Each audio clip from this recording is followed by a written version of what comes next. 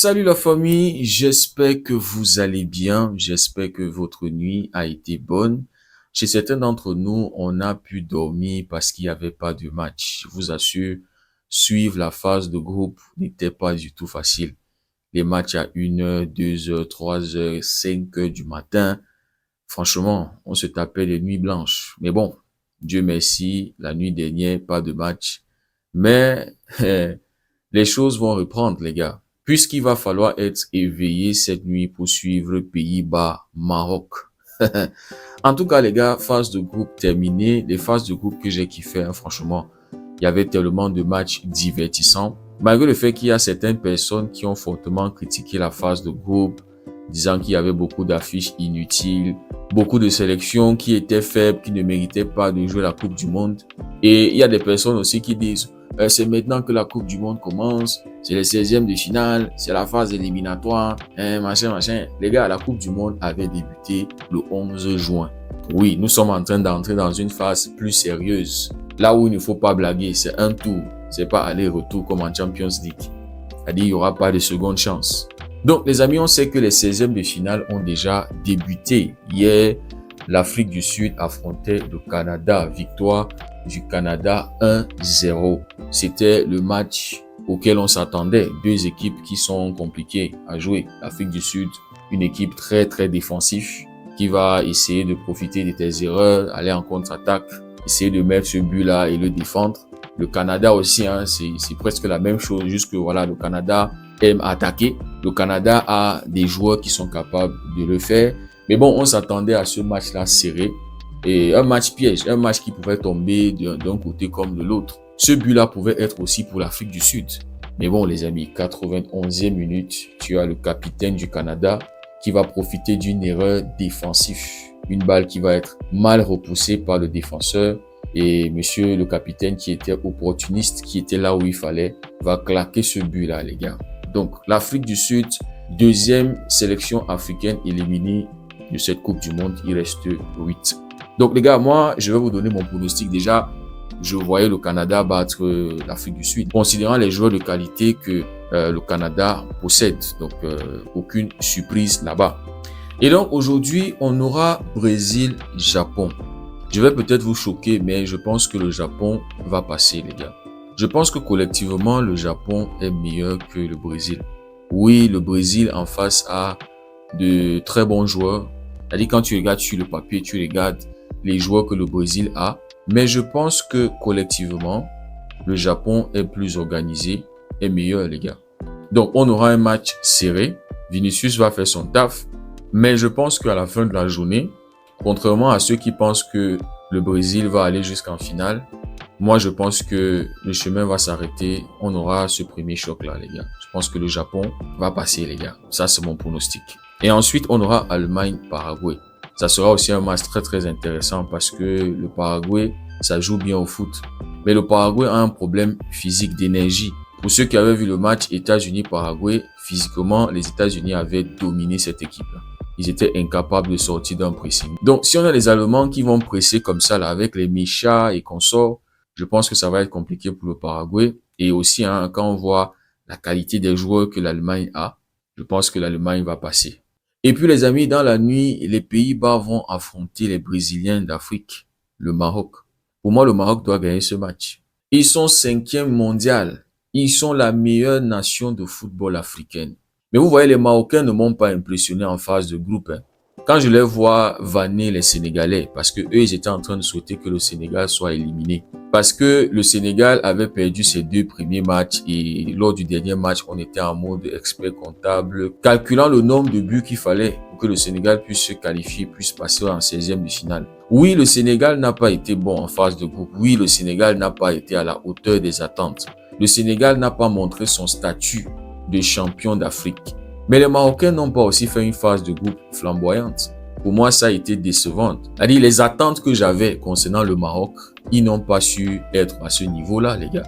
Faire un match nul contre le Brésil, alors que je m'attendais à ce qu'ils battent le Brésil. Parce qu'il faut se le dire, c'est pas le Brésil de Ronaldinho et de Ronaldo et de tous ces légendes-là. Donc, je m'attendais à ce que les Brésiliens d'Afrique puissent battre les Brésiliens. Mais ils n'ont pas été capables de le faire. Faire un match ennuyeux contre l'Écosse, 1-0. qui était venu très tôt dans le match. Et après ça, le match était vide, les gars. Courir après Haïti. Vous pensez qu'on n'avait pas vu ça, les Marocains? À un moment même, on se disait que le match allait se terminer 2-2. Mais bon, les Brésiliens d'Afrique ont montré leur fierté. Il y a un grand frère ici au quartier qui m'a dit « Le Maroc élève son niveau en fonction de l'adversaire. » Je lui ai posé la question, donc, élever son niveau contre Haïti, ça veut dire que Haïti était plus fort que le Brésil et l'Écosse. Donc, les Marocains, s'il vous plaît, respectez-vous, respectez les Sénégalais. Oui, ils n'ont pas été à la hauteur, mais vous allez voir, lors de ces 16e de finale, les Sénégalais vont vous choquer. Donc, je m'attends à un Maroc qui va nous faire un 90 minutes propre, gérer première, deuxième mi-temps. Pas les choses qu'on est bon en première mi-temps, deuxième mi-temps, on essaye de se gérer, de garder le score. Non, non, non, non, non. En tout cas, je vois le Maroc passer contre les Pays-Bas parce que pour moi, les Pays-Bas, c'est pas aussi fort. Si l'Algérie a pu battre ce Pays-Bas, pourquoi pas les Brésiliens d'Afrique? Ensuite, les amis, on aura Côte d'Ivoire, Norvège. La Côte d'Ivoire a montré qu'ils peuvent battre n'importe qui. La Côte d'Ivoire, normalement, devait battre l'Allemagne pour asseoir une certaine autorité, les gars.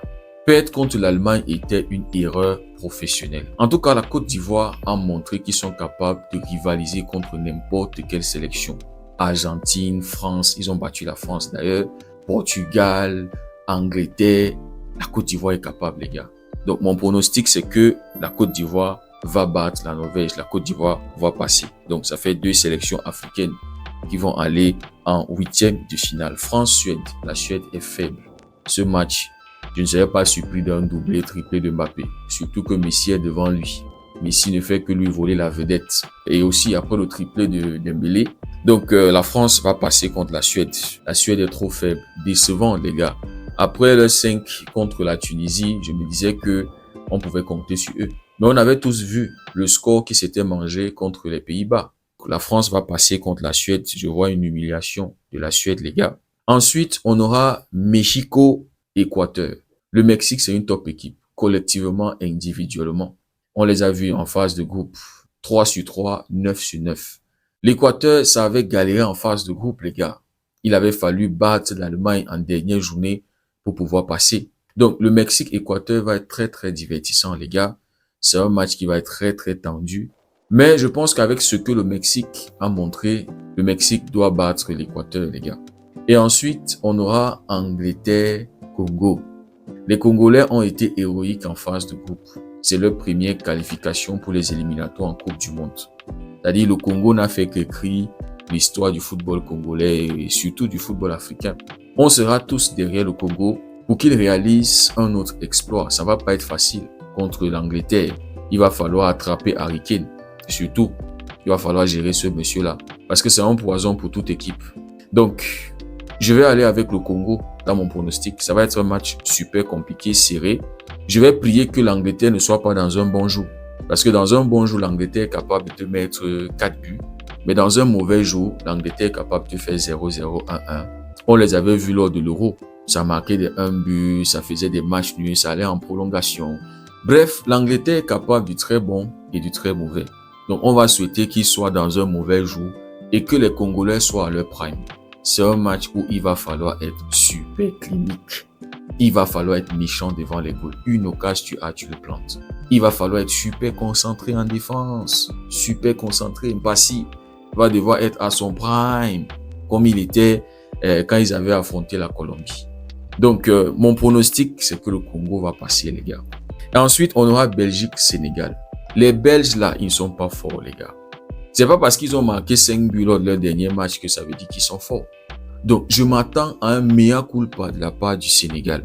C'est-à-dire un mea culpa contre un vrai adversaire. Parce que même si la Belgique est souvent nulle, ça ne change pas le fait qu'ils ont des joueurs de qualité qui sont capables de faire la différence à n'importe quel moment. Donc, je m'attends à un gros match de la part du Sénégal. Pape Gueye, tu avais sorti les muscles contre l'Irak. C'est maintenant qu'il faut sortir ces muscles-là en phase éliminatoire. Vous nous devez ce mea culpa après avoir perdu contre la France, après avoir perdu contre la Norvège. Je m'attends à ce que le Sénégal marque au moins 3 buts dans ce match. Au moins 3 buts. Donc, pronostic, le Sénégal passe contre la Belgique. Ensuite, les amis, on aura États-Unis, Bosnie.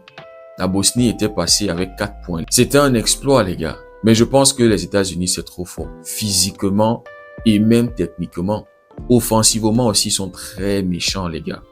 Ceux qui avaient suivi États-Unis-Paraguay, c'était du divertissement, les gars.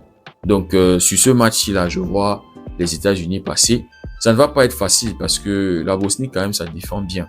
Mais les États-Unis, avec Balogun, Pulisic et consorts, ça va faire mal, les gars. Donc, les États-Unis vont passer. Et ensuite, on aura Espagne-Autriche. L'Espagne n'a pas été flamboyant en phase de groupe.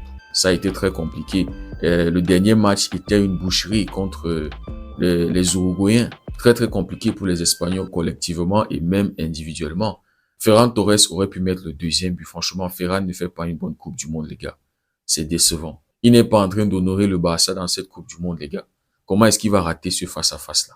En tout cas, contre l'Autriche, je m'attends à ce que l'Espagne passe. L'Espagne aussi doit confirmer son statut de grand favori et ça commence maintenant, phase éliminatoire, 16e de finale.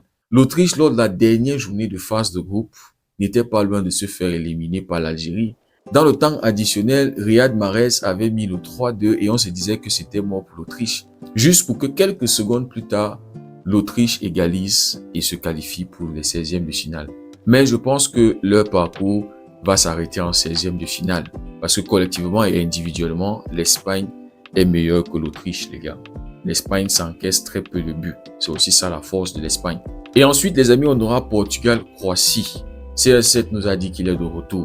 Il n'a pas pu confirmer cela contre la Colombie. J'espère qu'il sera au moins capable de confirmer cela contre la Croatie de Don Luka Modric. En tout cas, pour moi, le Portugal va passer. Je pense que collectivement et individuellement, le Portugal est meilleur que la Croatie. On avait quand même vu un très bon match de la Croatie contre l'Angleterre. Dommage qu'ils avaient perdu ce match-là 4-2. Mais bon, je m'attends à ce que la Croatie nous fasse le match qu'ils avaient fait contre l'Angleterre, les gars. Je m'attends à un match super divertissant, les gars. Modric d'un côté, CR7 d'un côté. 41 ans chacun, je crois. Le potentiel last dance de ces deux-là, les gars. Mais bon, les amis, dans mon pronostic, le Portugal passe contre la Croatie. Et je ne vais même pas exclure une prolongation, les gars. On verra bien. Ensuite, les amis, on aura Suisse-Algérie. La Suisse avait terminé premier de son groupe. Le groupe où il y avait le Canada. Le Canada avait terminé deuxième. Beaucoup de personnes pronostiquent une victoire de la Suisse contre l'Algérie. Mais les amis, je vais aller avec l'Algérie. Je pense que l'Algérie va réaliser un top match contre la Suisse. Ça va pas être facile parce que la Suisse a une très très bonne équipe. Avec les Brahel Mbolo, les Dan Ndoye et consorts. Mais bon, les gars, je serai de tout cœur avec l'Algérie. Je pense que l'Algérie est capable de le faire avec les Mazars. L'Algérie a ce qu'il faut pour aller en 8e de finale et ils doivent le faire. Ils doivent donner le meilleur d'eux-mêmes pour sortir la Suisse. Ensuite, les amis, on aura Australie-Égypte. L'Égypte doit passer. L'Égypte doit réaliser un top match contre l'Australie. L'Australie n'est pas facile. Pas du tout. C'est à cause de l'Australie que la Turquie n'est pas passée. L'Australie les avait battus 2-0 sec. L'Australie, ça défend bien et ça joue bien les contre-attaques. C'est les gars que quand ils ont une occasion, ils sont capables de faire mal. Donc, ça va pas être facile. Mais l'Égypte doit passer, les gars. Ensuite, Argentina, Cabo Verde. Je veux que ça soit clair. Je vais supporter le Cap-Vert contre l'Argentine. Malgré le fait que je suis pro-Messi, j'aime l'Argentine, je vais supporter le Cap-Vert pour l'histoire du Cap-Vert dans cette Coupe du Monde, les gars. Je vois les gens qui sont déjà en train de dire « Ouais, le Cap-Vert vont se faire marcher dessus ». Pour ceux qui sont déjà en train d'enterrer le Cap-Vert, faites très attention. Le Cap-Vert est une équipe piège. Le Cap-Vert a montré dans cette Coupe du Monde qu'ils ne sont pas venus se balader. Ils sont venus pour écrire une histoire en or. Oui, les gars. Ils sont venus pour remporter cette Coupe du Monde. Donc, je ne serais pas surpris que le Cap-Vert sorte l'Argentine, les gars. Le champion d'Europe n'a pas pu marquer contre le Cap-Vert. L'Uruguay avait marqué parce que les Cap-Verdiens avaient un soldat qui était blessé. Et ce soldat-là n'avait pas su se gérer dans sa blessure. Et c'est là où l'Uruguay avait profité pour marquer ces 2 buts-là contre le Cap-Vert. Si ce soldat-là ne se blessait pas, je ne pense pas que l'Uruguay aurait marqué contre le Cap-Vert. Le Cap-Vert avait ouvert le score, on se rappelle. Donc, l'Argentine doit faire très attention, très très attention. Parce qu'on risque d'avoir un choc dans cette Coupe du Monde. Il y a un sorcier ghanéen qui est en train de dire qu'il a vu l'Argentine être éliminée par le Cap-Vert. Je ne sais pas si c'est son pronostic Parce qu'il dit aussi qu'il a vu le Portugal soulever cette Coupe du Monde. Je ne sais pas si c'est un pronostic ou c'est quelque chose qu'il a vu dans l'esprit. Parce que il y a un monde spirituel, les gars. Hein? Nous vivons dans le présent, mais il y a un futur. Donc, s'il a vu le futur, ça ne sert même plus à rien de suivre cette Coupe du Monde, les gars. Ou bien, on va suivre pour voir comment ça va se passer. Ça veut dire qu'on connaît déjà que le Portugal, le CR7, va être champion. Et il a aussi dit que le Cap-Vert va éliminer l'Argentine, les gars. C'est à voir. Est-ce que la sorcellerie de Messi sera au-dessus? Est-ce que la sorcellerie de l'Argentine? Mais ça promet d'être un match super divertissant, les gars. Super, super divertissant. En tout cas, moi, je vais rien pronostiquer sur ce match, les gars. Oui. Je vais juste attendre de voir, les gars. Mais l'Argentine doit faire très attention au Cap-Vert. Nous, ici en Afrique, on les connaît. Et puis, les amis, pour terminer, on aura Colombie-Ghana. Ça va être un match aussi très, très serré, les gars. Les Ghanéens, on les connaît. C'est une équipe piège, les gars. Mais je pense que la Colombie, collectivement et individuellement, est au-dessus du Ghana. Donc, je vois la Colombie passer. Même comme en tant qu'Africain, je vais soutenir le Ghana.